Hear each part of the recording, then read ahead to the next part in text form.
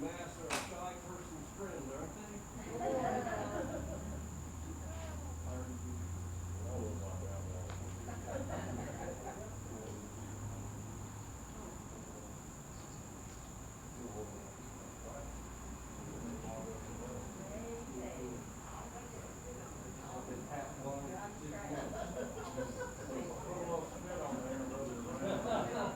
That's like the old swim goggles. Right. Man.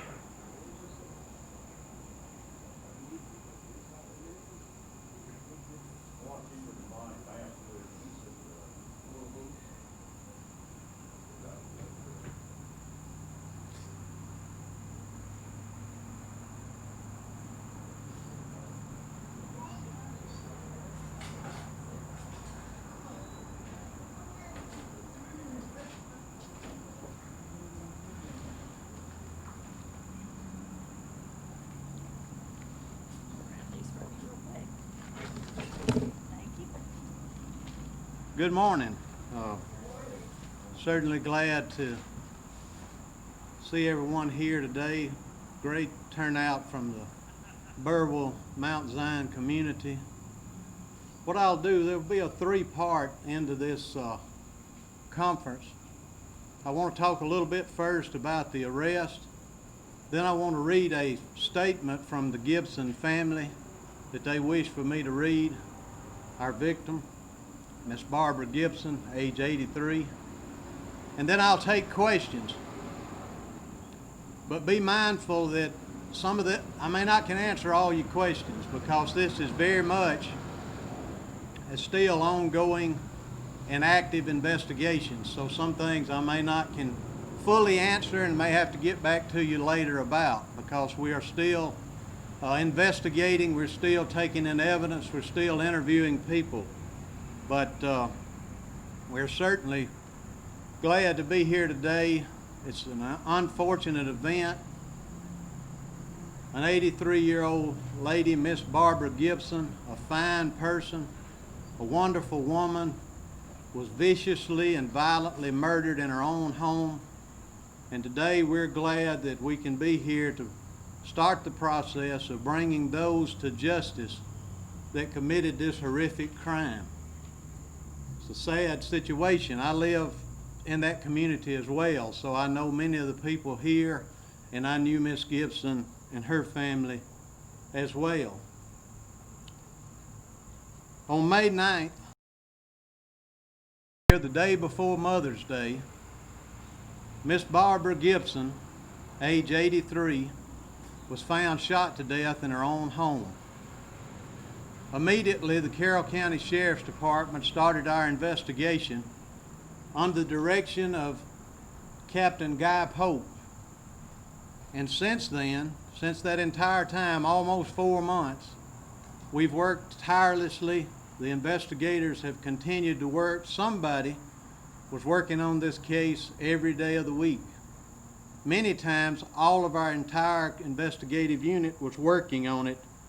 And this has paid off greatly because we've been able to obtain evidence and other leads that have led to the arrest of Andrew James Kennard, age 37, and Amanda Ray Sperry, age 29. Both of those lived in the same community on Harrison Road in the community of Burwell and Mount Zion.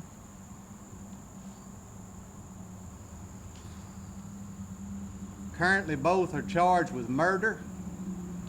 There will be a first appearance tomorrow at 1 o'clock at the magistrate's office. We will have a first appearance for both offenders. They'll be individual, and it will be a first appearance tomorrow at 1 o'clock at the magistrate's office. I have here a statement that the Gibson family wishes me to read, and of course, we notified them immediately, and it's just been, it's been a tough situation for the family, not only for the community, for those officers that have worked on this case, but also it's been a terrible thing for the community. People that have known her 50 and 60 years and all of her life and all of their lives to see her killed in this fashion. This is a statement from the Gibson family. When Barbara was preparing to deliver Mother's Day gift baskets to dear friends and neighbors that early evening on May 9th, we did not expect our time with her to be abruptly ended or our future would change forever in every imaginable way. One moment we had our dearest and most beloved mother, mother-in-law, and granny. Then in an instant, she was the victim to a senseless and unthinkable murder. All we have left are the precious memories and photos and a graveside to visit and pieces of Barbara's life that served as a constant reminder of a life cut short. Today we have learned that an arrest has been made in this unimaginable and horrific case. This is a bittersweet moment for our family that has been what seems to be a long time coming. Our family expresses our profound and deepest gratitude to all the Carroll County Sheriff's Office and the remarkable team of investigators, detectives, and communication personnel who have worked relentlessly and tirelessly to solve this case. Thank you for never giving up, and thank you for never forgetting about our cherished mother, mother-in-law, and granny. Thank you for never forgetting that you were working for Barbara Gibson. Today you have given us an incredible gift, and this gives us hope that other homicides and violent crimes will be also solved. We terribly miss her, and we will forever love her more than anything. We are forever grateful to all the prayers, love, and support and comfort extended to our family from this community. Pray for an end to violence and senseless death. May evil such as this be replaced with love, violence with peace, and darkness with light. We ask at this time that you would respect our family's privacy and would continue to, as we continue to process this latest news and work through it as a family. And I'll take a few questions.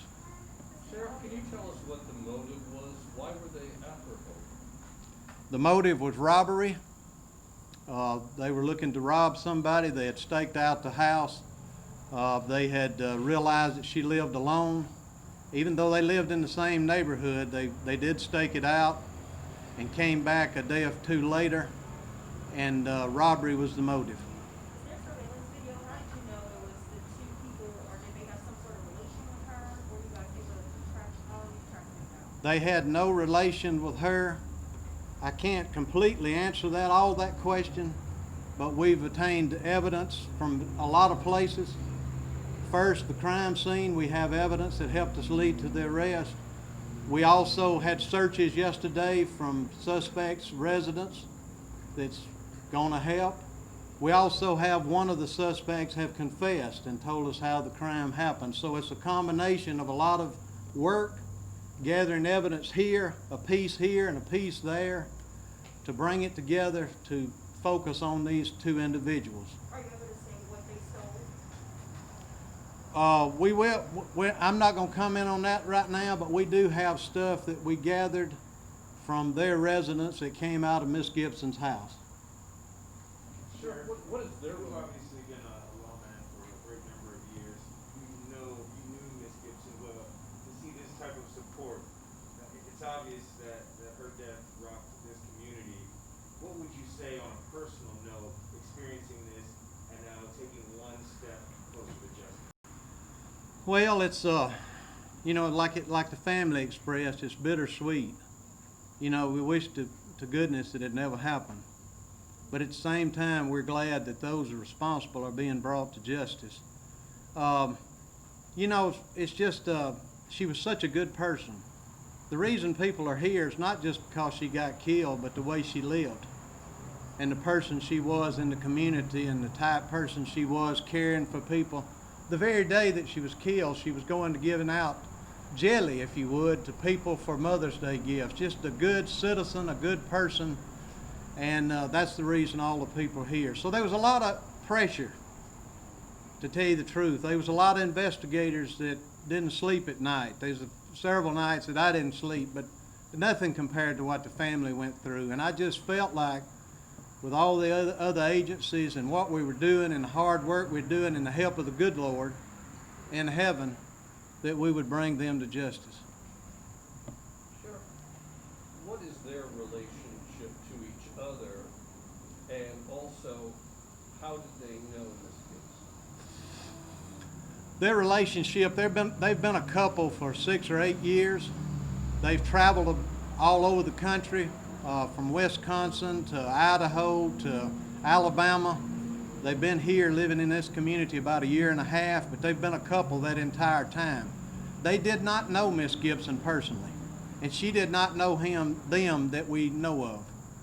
They did know, they were in the community, and they did recognize there's one car in the carport. She lived alone, and they figured it'd be an easy target.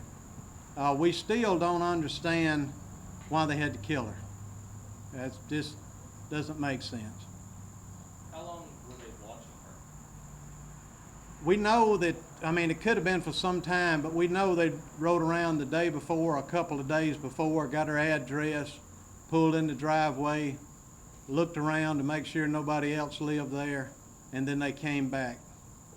Do they have any history of armed robbery in the past in their other cities that they've lived in? She doesn't have a history that we know of. That's still under investigation. He has a history, but it's mostly misdemeanors when he was in Wisconsin. But we're still investigating that as well. How did the community help out with the investigation? The community's been great. The entire investigation, we've been having tips come in, people calling us, telling us stuff. Many people in the community telling us they're praying for us, which helped a lot. I mean, it has really affected the community, and I'm just glad we found them before the community found them. Can you clarify any evidence that the community gave? Well, we just had a lot of calls, and you know, you get a lot of calls from the community, and some of them you have to follow every lead. That's what takes so long. Some of it didn't turn out to be anything, but I think and some of it did, but I can't tell you exactly what did. But I can tell you this, the community was working just as hard as we were to try to find out something, anything, something somebody said or what have you. I had one comment. Back several years ago when Barbara's husband was still alive, they had trouble with people on Harrison Road killing their cows, shooting them with a rifle and leaving them to die, tipping them over and all this. And Barbara's husband Gene was really, they were upset about this. You know, this was years ago. May have nothing to do with it, but there's been animosity for a long time back. Can you tell us a little bit more about Miss Barbara? Is she married? She has kids? Just more about the victim. Yes, she was married. Her husband had been deceased. She was a widow. She was a mother, grandmother, community member, church member, everything. She was involved in the community, a member of the senior citizens building there in the Mount Zion area, just a very active community member. And she was age 83. She was in pretty good health. She exercised. She kept a very clean house. She told you something, you could believe it. She didn't tell you a falsehood. Just a good person that just randomly was killed senselessly. And we feel like this is a death penalty case, but that is not our call. We'll submit the case file to the district attorney's office, and that will be his call, and whatever he or she comes up with in that the district attorney's office, we will be satisfied with. Okay, is there nothing else? Okay. Thank you for all y'all coming. Thank